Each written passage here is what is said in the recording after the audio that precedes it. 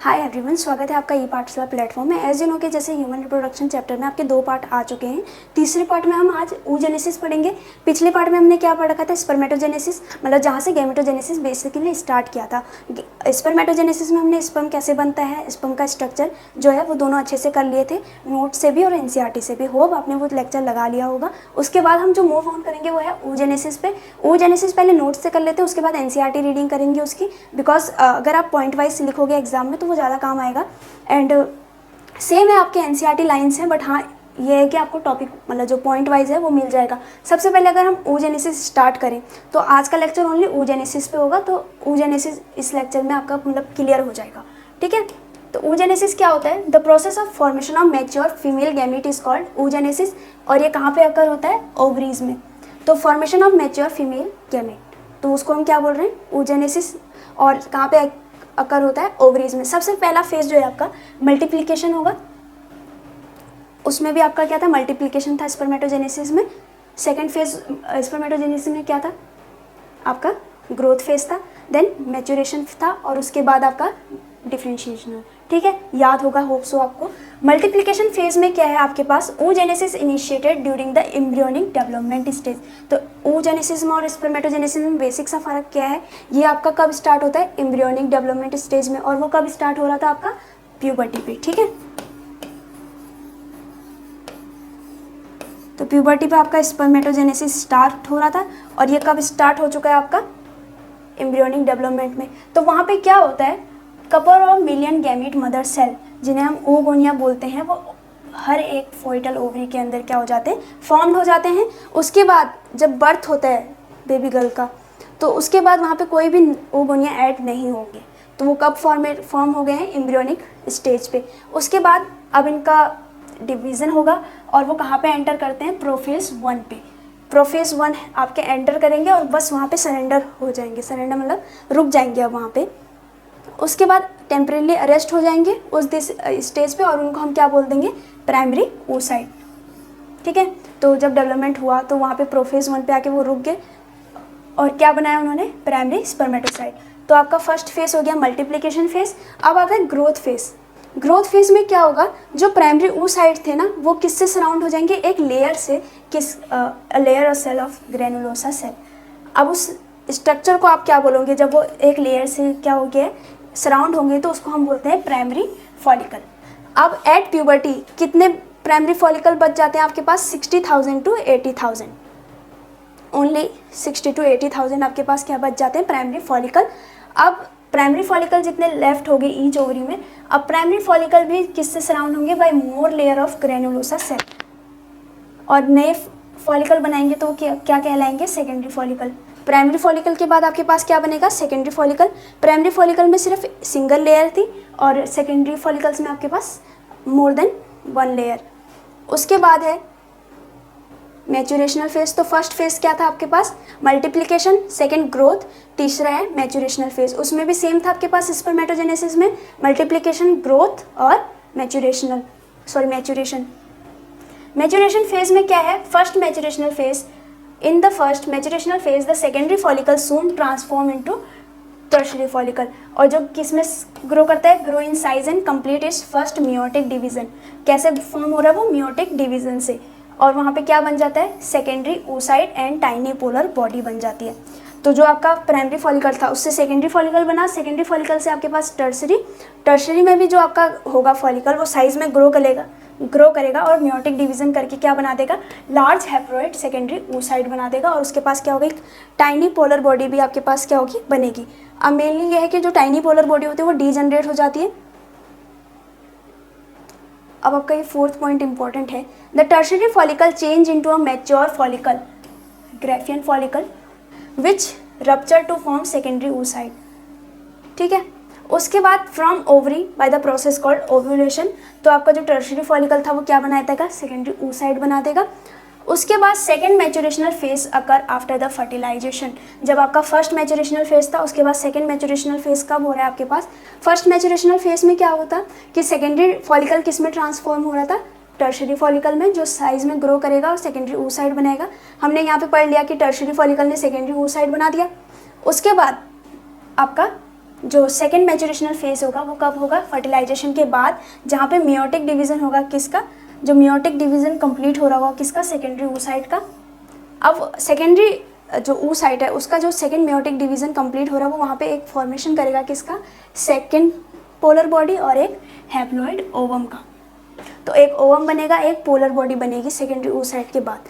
oogenesis complete one sperm penetrate the ovum. तो ये वाला इंपॉर्टेंट है जानना कि आपका oogenesis कब कंप्लीट हो रहा है। स्पर्मेटोजेनेसिस कब कंप्लीट हो रहा था, जब मेनली आपका स्पर्म फॉर्मेशन हो गया है। बट oogenesis कब कंप्लीट होता है, जब आपका स्पर्म क्या करता है, पेनिट्रेट द ओवम। क्यों, क्योंकि वहाँ पे क्या होगा, आपका जो मैच्योरेशनल फेज है उसका सेकेंड स्टेप हो रहा होगा, ठीक है, क्योंकि आपकी पोलर बॉडी भी बनेगी और आपका क्या बनेगा, ओवम भी बनेगा। तो होप आपको ये समझ आ रहा होगा। सबसे पहले आपका क्या है, oogenesis है, formation of female gamete. Multiplication form में क्या हो रहे थे आपके पास, जो पहले तो बेसिक सा बताया कि एम्ब्रियोनिक डेवलपमेंट जब होती है तभी आपके क्या हो जाते हैं, oogonia फॉर्मेशन हो जाती है। फिर एक प्रोफेज 1 पे आके वो रेस्ट आ जाता है, मतलब स्टेज जो होता है रेस्ट पे आ जाता है, उसको हम प्राइमरी फॉलिकल बन जाएंगे वहाँ पे। उसके बाद सेकेंड वाले में ग्रोथ फेज में प्राइमरी oocyte जो थे आपके, प्राइमरी oocyte जो होंगे एक लेयर से सराउंड हो जाएंगे और प्राइमरी फॉलिकल बनाएंगे।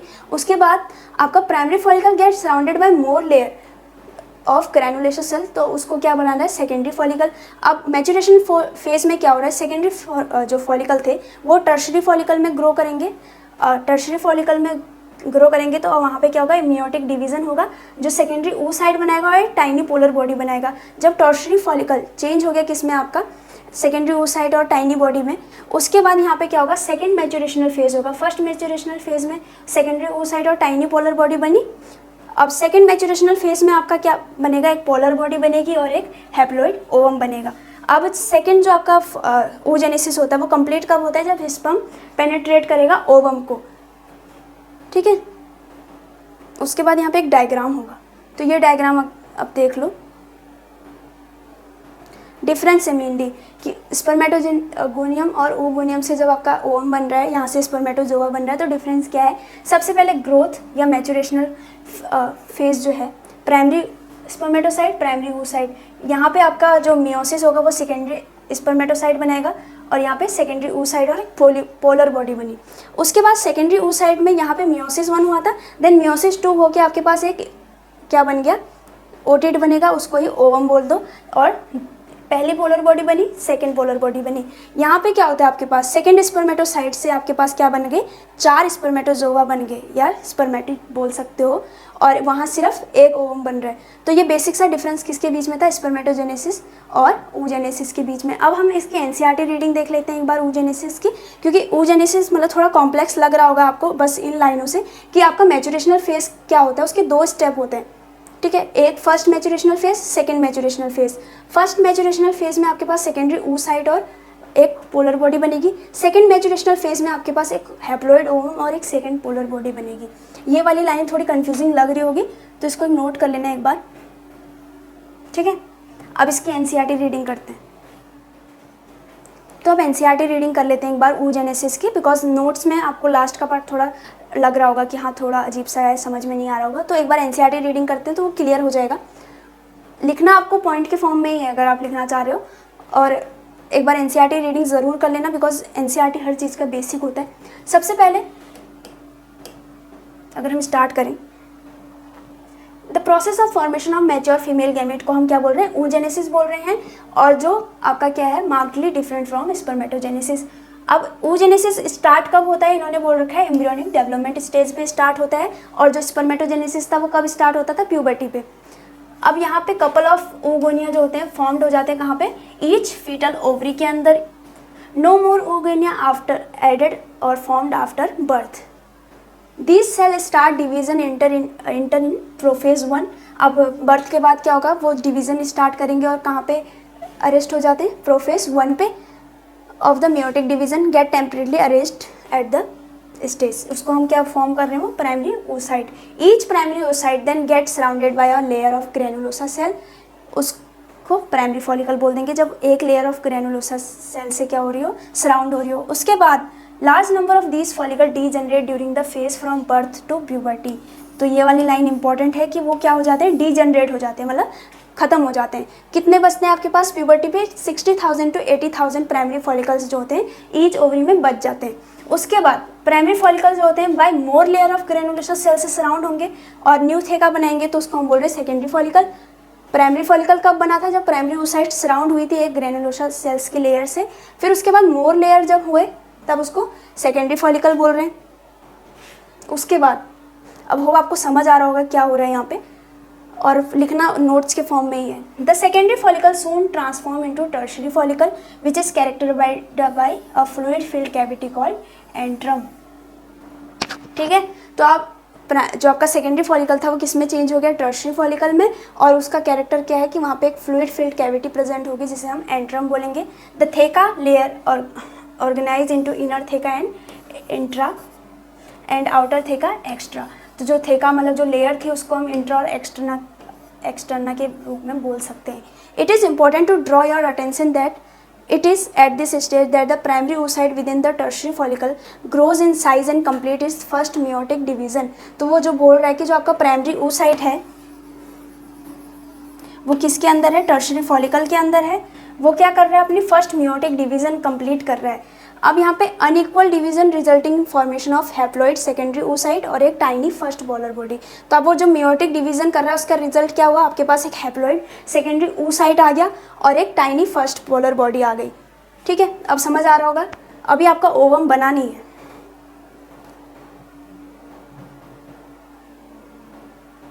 अब देख लो यहाँ से। Secondary oocyte retain bulk of nutrient rich cytoplasm of the primary oocyte। Secondary oocyte के पास आपके पास क्या होगा, जो प्राइमरी oocyte का न्यूट्रिशन या न्यूट्रिएंट रिच साइटोप्लाज्म था वो उसके पास रहेगा। At present we are not very certain about this, मतलब ये उसी की बात हुई कि जो आपका पोलर बॉडी होगा वो क्या करता है mainly. The tertiary follicle further change into the mature follicle और ग्रेफियन फॉलिकल। जो टर्शियरी फॉलिकल था वो किस में चेंज हो जाएगा, ग्रेफियन फॉलिकल में।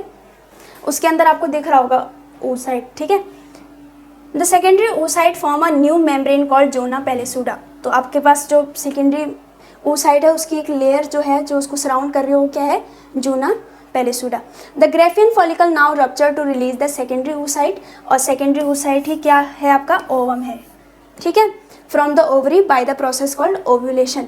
तो आपके पास जो ग्रेफियन फॉलिकल था वो रप्चर हो जाता है, जहाँ यहाँ पे दिख भी रहा होगा ये ओवम आपका रिलीज हो गया ना ग्रेफियन फॉलिकल से। तो जब आपका ग्रेफियन फॉलिकल से या ग्रेफियन फॉलिकल रप्चर करता है और वहाँ से आपका रिलीज होता है सेकेंडरी oocyte या ओवम, जो आप ओवम में कन्वर्ट हो चुका है, उस प्रोसेस को आप क्या बोलते हो, ओवुलेशन या ओवुलेशन बोलते हैं। ठीक है, यहाँ पे देख लो इस डायग्राम को एक बार, oogenesis और स्पर्मेटोजेनेसिस। oogenesis में क्या हो रहा है, सबसे पहले oogonia था, माइटोटिक डिफरेंट करके आपके माइटोटिक डिफरेंशियल करके प्राइमरी oocyte बना। फर्स्ट मियोटिक डिवीजन से उसने क्या बनाया, एक तो आपका सेकेंडरी oocyte बनाया और एक आपका फर्स्ट पोलर बॉडी बनाई। अब सेकेंडरी oocyte से आपके पास ओवम बन जाएगा। सेकेंडरी oocyte क्या होगा, टर्शियरी फॉलिकल के अंदर होगा। देन नेक्स्ट आपका जो ग्रेफियन फॉलिकल में जब टर्शियरी फॉलिकल चेंज हो जाएगा तो वो रप्चर हो जाएगी ग्रेफियन फॉलिकल और आपका ओवम रिलीज हो जाएगा और यहाँ पे एक सेकेंडरी पोलर बॉडी भी बनेगी।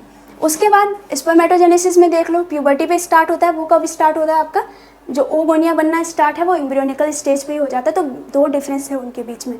उसके बाद क्रोमोसोम नंबर यहाँ पे दे रखे हैं कि इनका क्रोमोसोम नंबर 23 है, उनका भी 23 है। यहाँ पे आपके पास एक स्पर्मेटोगोनिया सेल से 4 स्पर्म बन रहे हैं।